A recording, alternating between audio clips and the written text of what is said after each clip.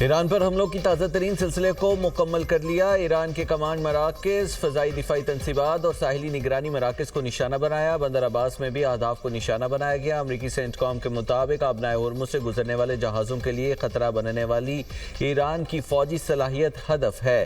ایرانی میڈیا کے مطابق اہواز، قشم، چابہار اور بندر عباس میں دھماکوں کی آوازیں سنی گئی۔ ایرانی وزارت صحت کی اہواز کے کینسر ہاسپٹل کے اطراف حملے کی تصدیق۔ حالیہ امریکی حملوں میں ایرانی فوج کے 7 اہلکار سمیت 35 افراد شہید، 300 زخمی ہوئے۔ ایرانی حکام کی تصدیق۔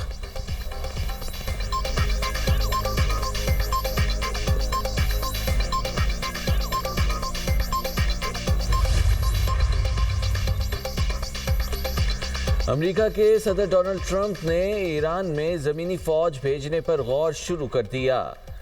امریکی اخبار کا امریکی اہلکاروں کے حوالے سے دعویٰ، کہا صدر ٹرمپ آبنائے ہرمز کے قریب ایرانی جزائر پر قبضے کے لیے زمینی فوج بھیجنے پر غور کر رہے ہیں۔ ایرانی پولوں کی ڈیڈ لائن کی صحافیوں کے سوال کے اوپر امریکی صدر نے کہا کہ مجھے ڈیڈ لائن دینا پسند نہیں، ایران کو اپنا رویہ بہتر کرنا چاہیے۔ ایرانی رہنما ملاقات کر کے معاملہ طے کرنا چاہتے ہیں، ہم دیکھیں گے ایران سے سمجھوتا کرتے ہیں یا نہیں۔ امریکی صدر نے ایران کو جلد شکست دینے کا دعویٰ بھی کیا۔ صدر ٹرمپ نے مزید کہا، ایران نے ایک امریکی شہری کو رہائی دے دی۔ جس خاتون کو رہائی دی گئی اسے بائیڈن دور میں ایران نے گرفتار کیا تھا۔ امریکی خاتون ایران سے باہر جا چکی، محفوظ اور اچھی حالت میں ہے۔ ایران کی جانب سے خیر سگالی کے اس اظہار کو امریکہ سراہتا ہے۔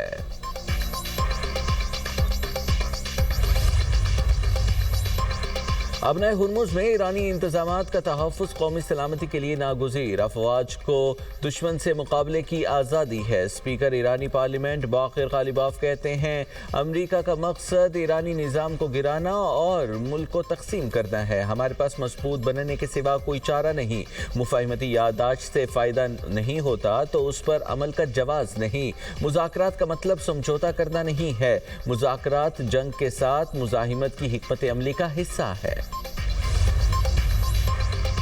ایرانی بندرگاہ جانے کی کوشش کرنے والے ٹینکر جہاز کو ناکارہ بنا دیا گیا۔ امریکی سینٹرل کمانڈ کے مطابق تجارتی جہاز نے امریکی ناکہ بندی کی خلاف ورزی کی کوشش کی۔ جہاز نے متعدد وارننگز کو نظر انداز کیا۔ امریکی طیارے نے ہیل فائر میزائل مار کر جہاز کو ناکارہ بنایا۔ آئل ٹینکر ایم ٹی بیلما ایران کے جزیرہ خارق جا رہا تھا۔ سینٹ کام کا ناکہ بندی کے دوران ایرانی بندرگاہ جانے والے 3 جہازوں کو روکنے کا بھی دعویٰ۔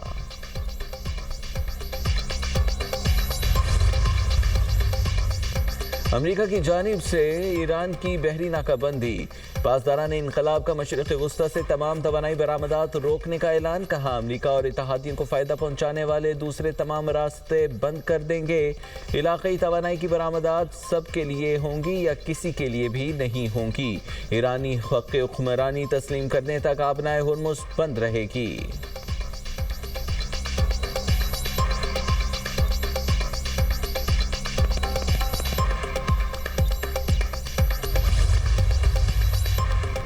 کویت کا 21 ڈرونز اور 4 کروز میزائل کامیابی سے تباہ کرنے کا دعویٰ۔ ترجمان وزارت دفاع کویت کا کہنا ہے، ایرانی حملے میں ملک کی متعدد اہم تنصیبات کو نشانہ بنایا گیا۔ حملوں میں کچھ مقامات پر نقصان ہوا، تاہم کسی جانی نقصان یا کسی کے زخمی ہونے کی اطلاع نہیں ملی۔ عراق میں امریکی قونصلیٹ کے قریب دھماکے، ڈرون کا ملبہ قونصلیٹ کے قریب گرنے سے آگ بھڑک اٹھی۔ عراقی حکام کے مطابق 2 ڈرون امریکی فوجی اڈے کے قریب گر کر تباہ ہوئے۔ ایک ڈرون اربعیل ایئرپورٹ کے بیرونی دیوار کے قریب گرا۔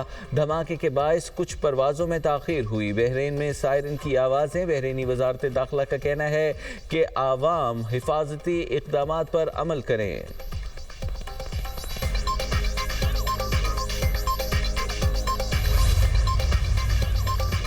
ایرانی وزارت خارجہ کے ترجمان اسماعیل بقائی نے کہا ہے کہ وزارت خارجہ عباس عراقچی دوحہ میں قطری حکام سے سابق امیر قطر کی وفات پر تعزیت کریں گے۔ ابھی ہمارا کسی بات چیت کا کوئی ارادہ نہیں۔ امریکہ نے اپنے وعدے پورے نہیں کیے۔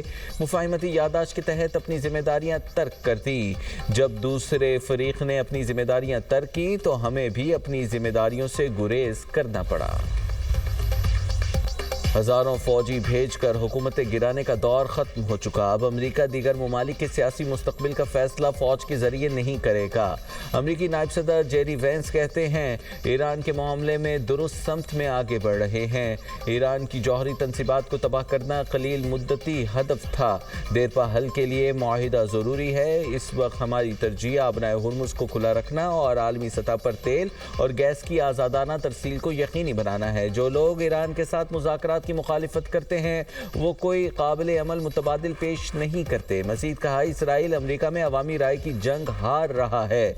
इसराइल अमरीकी सियासत पर असरअंदाज होने की कोशिश करता है।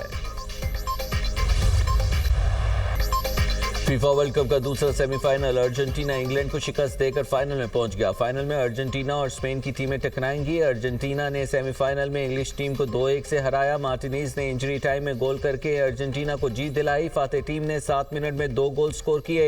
इंग्लैंड का 60 साल बाद भी फीफा वर्ल्ड कप का फाइनल खेलने का ख्वाब अधूरा रह गया। अर्जेंटीना ने छठी बार फीफा वर्ल्ड कप के फाइनल के लिए क्वालिफाई किया। फीफा वर्ल्ड कप का फाइनल 20 जुलाई को खेला जाएगा।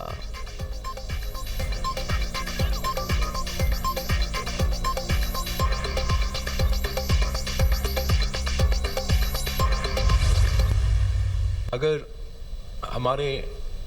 पाकिस्तान के ख़िलाफ़, पाकिस्तान के फ़ौज के ख़िलाफ़, हमारे उन सिपाहियों के ख़िलाफ़ कोई बात करेगा कश्मीर के अंदर से या पाकिस्तान में से, कोई कारकुन हो, कोई आम आदमी हो, कोई सियासतदान हो, तो हमें ये बर्दाश्त नहीं कर सकते हैं। हमारे अफवाज जो हमारे सरहद महफूज रखते हैं, जिन्होंने हाल ही में 1 साल पहले ही मोदी को ऐसे इबरतनाक शिकस्त दिलवाई हैं जो इंशाअल्लाह ताला तारीख़ याद रखेगा, तो वो हमारे रेड लाइन है, वो भी हम बर्दाश्त नहीं कर सकते। आलमी सतह की साजिशें चल रही हैं और उन तमाम साजिशों में पाकिस्तान का जो किरदार है, हमारा फील्ड मार्शल का जो किरदार है, वो आपके सामने है। पाक फौज हमारी रेड लाइन है। पाक फौज और शोहदा के खिलाफ कोई बात बर्दाश्त नहीं करेंगे। अफवाज हमारी सरहदों को महफूज रखती हैं। सियासत करनी चाहिए पर लफ्ज़ों का चुनाव मुनासिब हो। फील्ड मार्शल की अस्करी बसीरत की दुनिया मुतरफ है। क़याम अमन में पाकिस्तान के किरदार को दुनिया ने सराहा है। Chairman peoples party Bilawal Bhutto Zardari का आज़ाद कश्मीर में अहदेदारों और टिकट होल्डर्स के इजलास से खिताब। बोले कश्मीर की सूरत हाल पर मुकम्मल तवज्जो मरकूज है। पुरतशद्दुद एहतजाज और मुजाहिरों की किसी सूरत इजाज़त नहीं। कश्मीर में होने वाली सिक्योरिटी जवानों की शहादत पर दिल रंजीदा है। कोई रियासत को ब्लैकमेल नहीं कर सकता। बंदूक और धरने के जोर पर तरमीम नहीं हो सकती। हम आज भी चाहेंगे कि कोई दरमियानी रास्ता निकले। मुहाजिरीन के नुमाइंदगान को पार्लियामेंट में देखना चाहता हूँ। दरियाए सिंध के पानी पर समझौता नहीं करेंगे।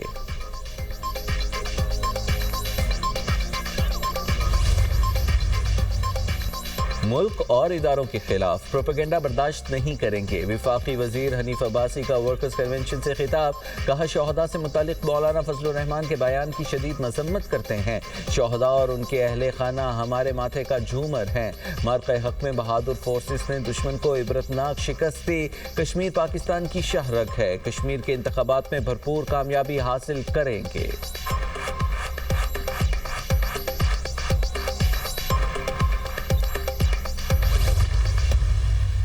मसल्ह और पुरतशद्दुद जत्थों को किसी किस्म की रियायत नहीं दी जाएगी और कानून शिकनी करने वाले अनासर अपने मज़मूम मकासद में हरगिज़ कामयाब नहीं होंगे। कालदम अवामी एक्शन कमेटी ने ख़वातीन, मासूम बच्चों, स्कूल, कॉलेज और यूनिवर्सिटी के तलबा और तालिबात को एहतजाजी सरगर्मियों में आगे लाकर इंसानी ढाल के तौर पर इस्तेमाल करना शुरू कर दिया है। तलबा को तालीमी सरगर्मियों से हटाकर एहतजाज का हिस्सा बनाना नई नस्ल के मुस्तकबिल से खेलने के मुतरादिफ है। गैर कानूनी सरगर्मियों में मुलविस अफराद के खिलाफ सख्त कार्रवाई का ऐलान। कलअदम कमेटी ने इदारों के खिलाफ मनफी प्रोपेगेंडे को वतीरा बना लिया। कश्मीर और पाकिस्तान को कोई ताकत अलग नहीं कर सकती। सेक्रेटरी दाखिला आज़ाद जम्मू कश्मीर चौधरी गुफ्तार हुसैन की न्यूज़ कॉन्फ्रेंस। कहा किसी पुरतशद्दुद गिरोह को अवामी मामलात मुतासिर करने की इजाज़त नहीं देंगे। कलअदम कमेटी तहरीक में नाकामी के बाइस आवाम को वरगलाने की कोशिश कर रही है। अवामी हुकूक के नाम पर इश्तियाल अंगेज़ी फैलाई जा रही है। सोशल मीडिया पर جھوٹا پروپیگنڈا پھیلایا جا رہا ہے۔ خواتین، معصوم بچوں، طلباء کو احتجاج میں انسانی ڈھال کے طور پر استعمال کیا جا رہا ہے۔ ترجمان آزاد کشمیر پولیس عرفان مسعود کاشفی نے کہا، کل عدم ایکشن کمیٹی کے خلاف بھرپور آپریشن جاری ہے۔ کسی مسلح جتھے کو ریاست کا امن تباہ کرنے کی اجازت نہیں دی جائے گی۔ عوام کے جان و مال کا تحفظ ہماری ترجیح ہے۔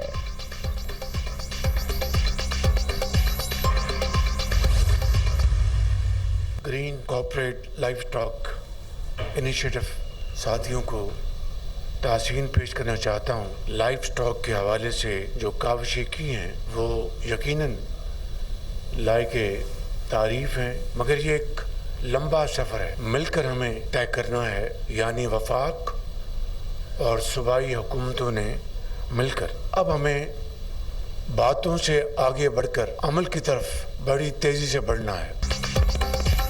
میرٹ پر سمجھوتا ہو رہا تھا، سفارشی لوگ چین بھجوائے جا رہے تھے، میں نے پورے سسٹم کو سکریپ کیا، تھرڈ پارٹی ویلیڈیشن کرائی کہ نوجوان چین سے کیا سیکھ کر آئے ہیں۔ 1000 نوجوان زرعی گریجویٹس کو میرٹ پر چین بھیجا گیا۔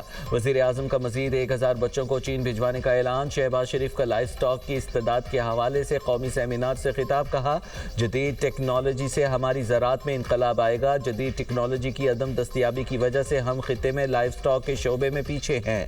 لائف سٹاک کی ترقی کے لیے وفاق اور صوبوں کو مل کر کام کرنا ہوگا۔ ہمیں صوبوں کے ساتھ مل کر لمبا سفر طے کرنا ہے۔